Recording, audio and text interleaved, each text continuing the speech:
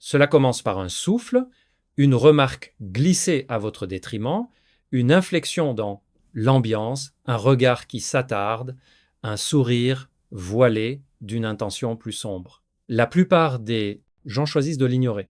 Ils chassent l'incident d'un haussement d'épaule, se persuadent que cela ne mérite pas de réponse jusqu'à ce que cela se répète, plus mordant, plus direct, plus visible.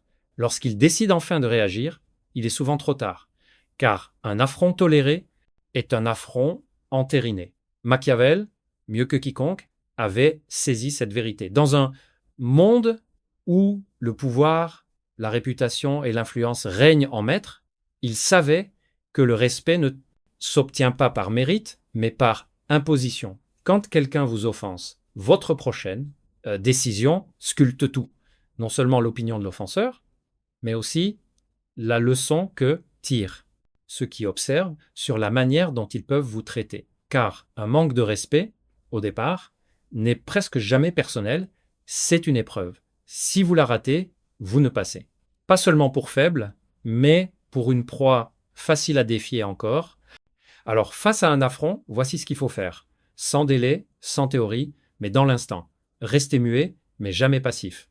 Car voici la première règle machiavélique pour affronter l'irrespect. Celui qui s'emporte perd de sa stature, mais celui qui se retire avec calcul devient insaisissable. Et l'insaisissable inspire l'appréhension. Le silence n'est pas une esquive, c'est un retrait d'énergie. Vous ne riez pas pour détendre l'atmosphère, vous ne feignez pas l'ignorance, vous n'exposez pas vos émotions. Vous faites sentir votre absence dans votre regard, dans votre voix, dans votre refus de nourrir l'échange. C'est une interruption abrupte du rythme qu'il voulait imposer, un vide, soudain, dans un dialogue qu'il croyait dominer. Car l'irrespect ne s'épanouit que lorsqu'il trouve écho, un rire, une justification, une tentative de conciliation. Mais confronté à une froideur immobile, il se révèle pour ce qu'il est, une tentative basse et désespérée de prendre le dessus. Machiavel ne frappait jamais en premier, il scrutait, il laissait ses adversaires s'exposer entièrement, avec assurance, avant de répondre, et quand il le faisait, c'était jamais avec des excuses, mais avec une précision redoutable. Votre prochain geste reflétait l'offense, non par l'injure ou la contre-attaque, mais par une interrogation. Car ceux qui vous manquent de respect anticipent une réaction émotionnelle. Ils cherchent à faire vaciller votre assurance. Ce qu'ils n'attendent pas, c'est d'être démasqués. Alors, fixez-les calmement, penchez légèrement la tête et d'un ton mesuré, presque chirurgical, demandez « Était-ce vraiment ton intention de le dire ainsi ?» ou « Tu veux vraiment reformuler ça ?» ou encore « Ça sonnait personnel. Veux-tu préciser avant que je réponde ?» Chaque mot est une entaille précise. Vous ne niez pas l'attaque. Vous les conviez à la réitérer, à l'assumer devant tous, à s'engager pleinement. La plupart reculeront, car ceux qui vous manquent de respect ne sont pas courageux, ils sont opportunistes. Ils sont de vos limites pour voir si vous les défendrez. Et quand vous répliquez par une tension silencieuse et une clarté acérée, ils commencent à douter de leur position. Ce doute, c'est votre objectif. Pas la revanche, pas l'éclat, mais le doute. Car celui qui instille doute, qui fait hésiter, trébucher, se reprend dans sa présence, n'a pas besoin de réclamer le respect, il l'incarne naturellement. Mais l'enjeu s'approfondit. Beaucoup peuvent gérer un instant, une confrontation. Ce qu'ils ne supportent pas, c'est la persistance. Si quelqu'un vous offense une fois et que vous réagissez, bien, c'est un début. Mais s'ils perçoivent une faille, si votre attitude redevient complaisante par la suite, ils tenteront à nouveau leur chance. La troisième étape est donc celle-ci. Redessinez les contours de la relation immédiatement. Vous ne revenez pas à l'état antérieur. Vous ne faites pas comme si de rien n'était. Vous redéfinissez les limites dans votre façon de parler, de vous comporter et dans votre nouvelle inaccessibilité. Machiavel comprenait qu'une réponse publique, lorsqu'elle est légitime et bien dosée, ne se contente pas d'éteindre une menace. Elle instruit l'audience, si l'offense s'est produite devant témoin, que votre nouvelle attitude résonne plus fort que n'importe quelle réplique verbale. Retirez votre bienveillance. Aiguisez vos mots. Ignorez leurs avances. N'annoncez pas le changement. Laissez-les le ressentir. C'est ce qui sépare ceux qu'on respecte de ceux qu'on néglige. C'est pas une domination par la peur, mais une présence ancrée dans des principes. Vous avez signifié à tous, je ne suis pas ouvert à cela. Et je ne me justifierai pas pour vous rassurer. Dès lors, la dynamique sociale bascule. Les autres le remarquent. Ils deviennent plus prudents. Votre nom est prononcé avec plus de retenue, moins de désinvolture. Car celui qu'on ne peut défier n'est pas le plus bruyant, mais celui qui sait précisément quoi faire dès que l'offense survient, avec un silence maîtrisé, une clarté tranchante et un refus absolu de sacrifier son respect de soi pour le confort d'autrui. C'est ainsi que vous étouffez l'irrespect avant qu'il ne prenne racine, non par la colère ou l'ego, mais parce qu'ils n'avaient pas prévu. Discipline, distance et une emprise totale sur l'espace. L'irrespect n'est jamais un acte isolé.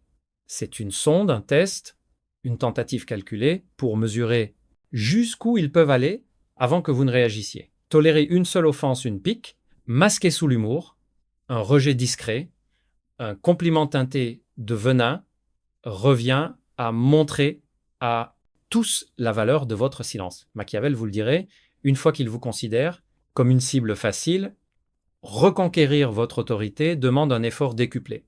Ainsi, après ce premier affront, après que vous avez marqué une pause, nommez l'incident sans émotion et pris vos distances. La suite est tout aussi déterminante. Car les gens reviendront tester vos limites de manière plus subtile, plus insidieuse. Ils vérifieront si vous étiez sérieux. Ils plaisanteront à nouveau, mais avec un sourire complice. Ils vous écarteront d'une décision en prétextant une inadvertance. Ils glisseront un commentaire passif-agressif, scrutant votre visage pour y déceler la moindre hésitation. C'est là que vous devez frapper votre deuxième coup. Consolider votre cadre avec une conséquence amplifiée. Machiavel ne croyait pas en l'équité, mais en l'efficacité. Il savait une chose que peu osent admettre. Une sanction proportionnelle à l'offense est vite oubliée, mais une sanction qui la surpasse devient mémorable. Vous ne réagissez pas avec émotion, vous transmettez un message clair, on ne joue pas avec moi deux fois. Face à une nouvelle transgression, devenez plus distant, pas plus sonore. S'ils ont manqué de respect, en public, ripostez en public, mais avec stratégie, sans tomber dans l'insulte, optez pour un rejet précis. Il lance une remarque, faites une pause, regardez-les droit dans les yeux et adressez-vous aux autres à la place. Il pose une question, répondez d'un mot, puis détournez votre attention. Il cherche à raviver votre chaleur, offrez-leur une porte fermée. Socialement, courtois, formel, distant. C'est pas de l'hostilité, c'est un retrait. Vous ne cherchez pas à les écraser, mais à leur montrer quelque chose de plus percutant. Ils ont perdu votre accès. C'est ce qui blesse le plus, non pas l'insulte, mais l'indifférence de quelqu'un qui vous accordait autrefois son attention. C'est là que la plupart flanchent. Ils veulent être appréciés, ils veulent apaiser les tensions. Ils croient que être magnanime leur vaudra l'admiration. Mais Machiavel se moquerait de cette idée, car le respect ne se gagne pas par la clémence, mais par une conséquence calculée, portée par le silence, non par la colère. C'est à ce moment que votre véritable pouvoir commence. Les gens observent constamment. Ils ont vu l'offensé, ils ont vu votre réponse, et ils guettent maintenant si vous allez fléchir ou tenir ferme. C'est l'occasion de redessiner votre image. Pour Machiavel, l'image est plus forte que la réalité. Après un conflit, elle devient soit votre bouclier, soit votre point faible. Vous voulez que votre silence dise « Il ne tolère pas cela ». Elle ne s'engage pas si on la défie. Avec eux, une seule chance suffit. Quand votre nom commence à évoquer ces idées, tout change. Les gens parlent avec plus de soin, ils évitent les plaisanteries à vos dépens, ils vous décrivent avec des mots comme droit, affûté, imposant. C'est votre nouveau pouvoir, forger une réponse mesurée à la fois. Mais il y a une dimension plus complexe, plus exigeante. Certains ne seront pas freinés par la honte publique. Ils se fichent de l'opinion d'autrui. Ils cherchent votre réaction, se nourrissent de déstabilisation, jouent les provocateurs par pur plaisir. Face à ces individus, ils soit intensifient, soit se retirent. S'ils intensifient, c'est le signal pour passer au troisième niveau de réponse. Retournez leur irrespect contre eux. Ne réagissez pas avec émotion, mais avec une influence sociale. S'il y a des figures d'autorité, des personnes influentes ou un contexte formel, utilisez leur comportement pour les exposer avec une précision chirurgicale. Soyez subtil ou direct, mais toujours maître de vous. Par exemple, dites intéressante cette remarque, tu l'as fait aussi devant tes collègues. Ou si tu parles ainsi à tes proches, je plains les inconnus. Ou encore, je ne m'attendais pas à ce. Que tu dises ça à voix haute, vous ne débattez pas, vous éclairez, vous les forcez à porter le poids de leurs propres mots devant les autres, leur assurance s'effrite, alors non, parce que vous les avez dominés, mais parce que vous avez fait en sorte que l'Assemblée voit leur vraie nature, mesquine, bruyante, fragile. C'est la force de la riposte machiavélique. Jamais tapageuse, jamais hâtive, mais calculée, ciblée, exécutée avec une sérénité si précise que l'autre ne mesure, même pas l'ampleur de son échec. Et le meilleur, vous restez imperturbable, élégant, vous laissez l'irrespect flotter, puis s'effondrer sur eux. C'est ainsi que vous bâtissez votre pouvoir dans le silence, non seulement en refusant de réagir, mais en faisant de chaque acte irrespectueux un pas vers leur propre dévoilement. Ce que beaucoup ne saisissent pas, c'est que l'irrespect prospère sur un sentiment de sécurité, pas le vôtre, mais le leur. Ils vous provoquent parce qu'ils pensent que vous ne riposterez pas. Ils se moquent parce qu'ils croient qu'il n'y aura pas de conséquences. Ils insistent parce qu'ils sont convaincus que vous n'avez jamais repoussé. C'est le moteur de l'irrespect, la certitude que vous resterez inerte. Mais Machiavel voyait les choses autrement. Pour lui, le pouvoir ne réside pas dans des coups répétés, mais dans l'impression que vous pourriez frapper à tout moment d'une manière imprévisible et impossible à contrer. C'est l'étape supérieure. Devenir une menace, sans menacer. Pas besoin de mots, il suffit de devenir indéchiffrable. Désormais, lorsqu'on vous manque de respect après que vous avez posé vos limites, votre mission n'est pas de vous faire aimer, mais de rendre l'autre incertain. Pas terrifié, pas intimidé, juste incertain. Suis-je allé trop loin? Pourquoi ce silence? À quoi pense-t-elle? Pourquoi ne réagit-il plus comme avant? Cette incertitude devient votre rempart, car celui dont on doute est celui qu'on évite. Machiavel mettait en garde contre une transparence excessive, une prévisibilité trop évidente. Un leader facile à lire devient facile à manipuler. Mais quand vous êtes silencieux, insondable, maître de vous, quand vous répondez une fois avec une froideur chirurgicale avant de vous, replié dans le calme, vous devenez une énigme. Et dans les interactions sociales, les énigmes bouleversent les dynamiques. Les gens commencent à vous ménager non par crainte, mais par instinct, car l'esprit humain se méfie de ce qu'il ne peut cerner. Alors, embrassez cela. Parlez moins que les autres. Observez plus longtemps qu'il n'est confortable, dites moins que prévu, mais que chaque mot porte. La plupart croient que le respect naît de l'affection. Erreur. Il naît de l'impact. Quand vous entrez dans une pièce et que l'atmosphère se tend, que les voix baissent, que les attitudes s'ajustent, ce n'est pas de la popularité, c'est de la présence. Cette présence se forge par des contradictions. Vous ne répondez pas systématiquement. Mais quand vous le faites, ça marque. Vous ne cherchez pas à dominer, mais vous refusez qu'on vous piétine. Vous ne demandez pas le respect, mais vous coupez l'accès dès qu'il est bafoué.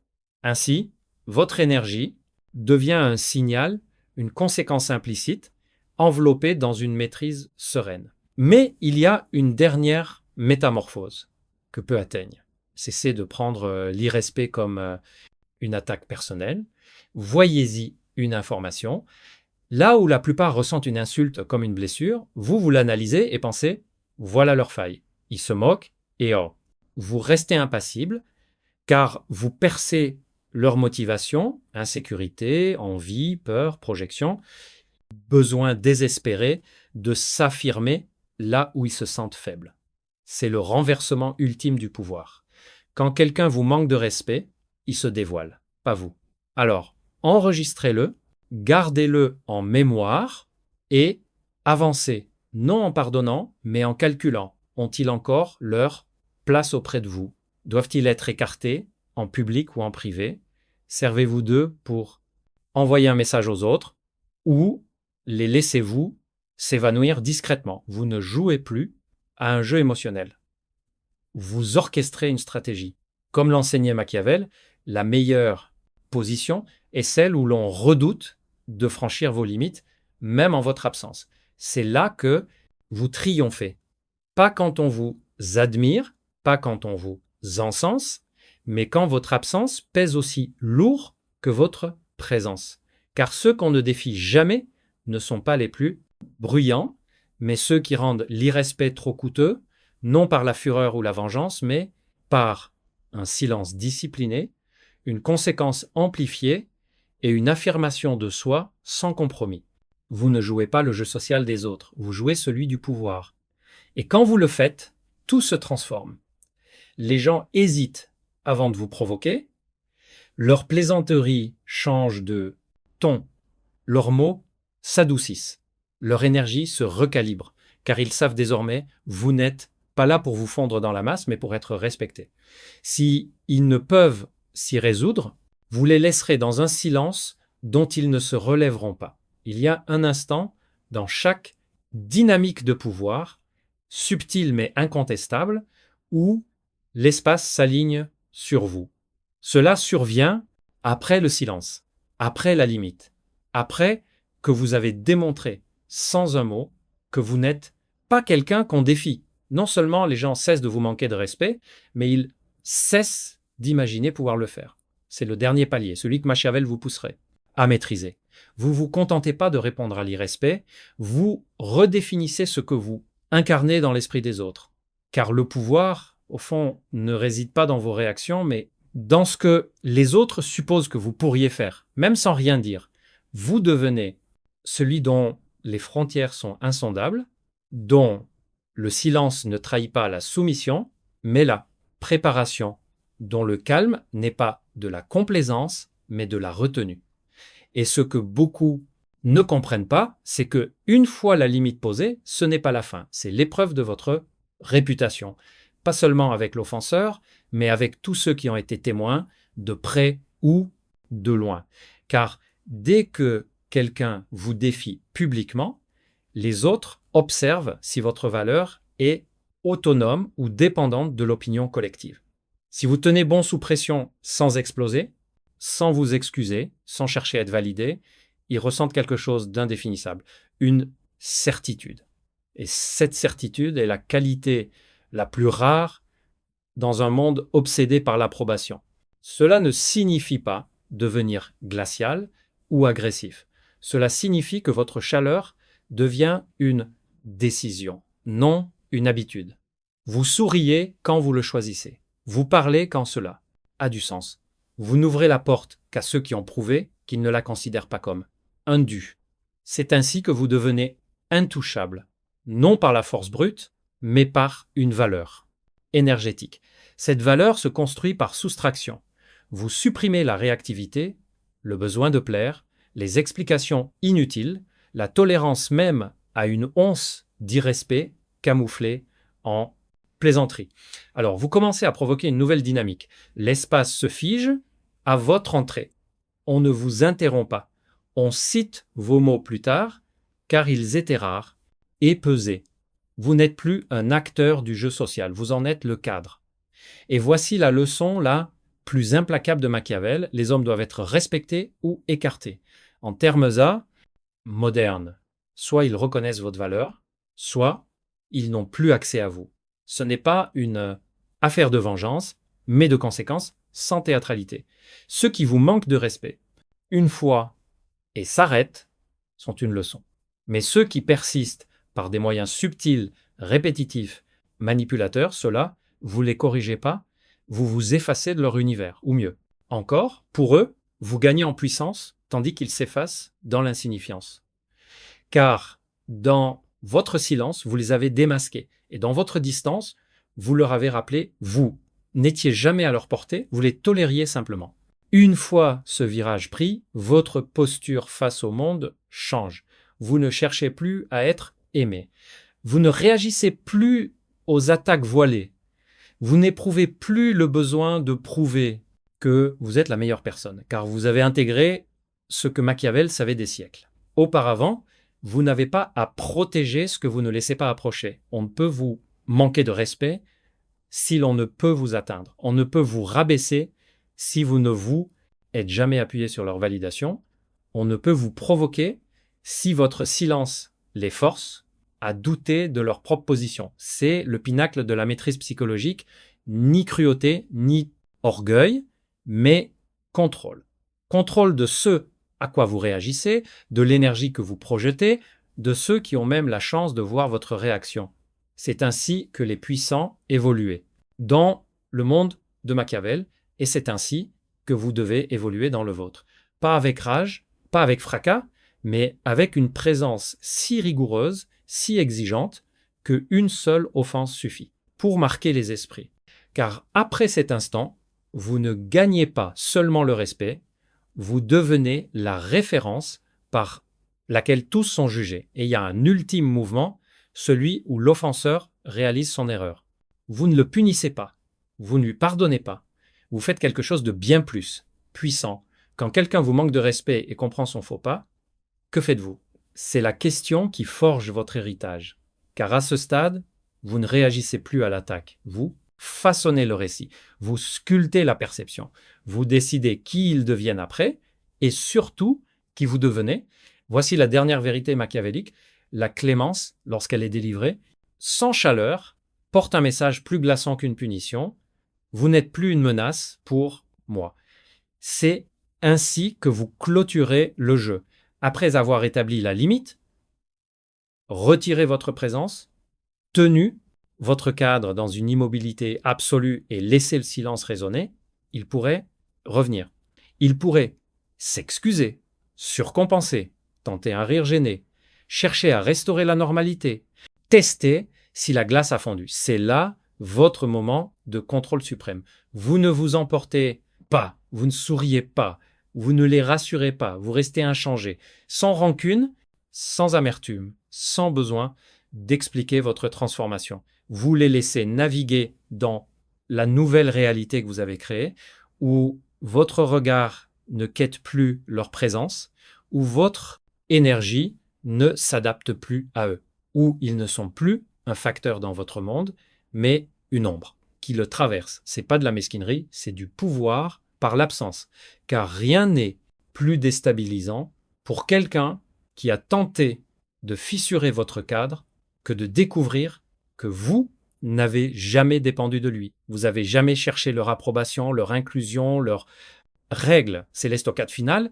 Ils réalisent que non seulement leur irrespect n'a pas réussi à vous atteindre, mais qu'il vous a élevé. Il vous a rendu plus affûté, plus respecté, plus distant et ultimement plus intouchable. C'est le rôle que Machiavel vous confierait. Non pas le vengeur qui châtie chaque affront, mais l'architecte discret des conséquences, celui qui laisse les autres se trahir en public tout en restant calme, calculé, juste hors d'atteinte. Celui qui n'exige jamais le respect, car tous savent, avec vous, on n'a qu'une seule chance. Ensuite, votre nom commence à circuler dans des murmures, non à cause d'un scandale, mais grâce à votre retenue. On dit « il parle peu », mais quand il parle, ça compte. Elle ne perd jamais son calme. Mieux vaut ne pas les contrarier. Attention avec celui-là, il ne revient pas en arrière. C'est ce que vous avez construit, une réputation si robuste que les gens s'autocensurent en votre présence. Ils surveillent leur ton, révisent leurs mots, se demandent si vous les observez, non par peur, mais parce que votre énergie impose un poids. Dès lors, vous n'avez plus à combattre pour le respect, car vous avez incarné quelque chose de plus rare que la domination. Une présence sélective, vous apparaissez quand vous le décidez. Vous parlez quand cela a du sens. Et quand vous quittez une conversation, une relation, une dynamique, ils le ressentent. Car celui qu'on ne peut défier n'est pas le plus bruyant, mais celui dont l'attention n'est plus acquise. Alors laissez-les spéculer, deviner, s'interroger sur vos prochaines actions. Car ils savent déjà, s'ils franchissent la ligne, vous n'argumenterez pas, vous ne négocierez pas, vous ne courez pas après. Vous vous effacerez simplement. Et ce silence résonnera plus fort qu'aucune réplique, pour toujours.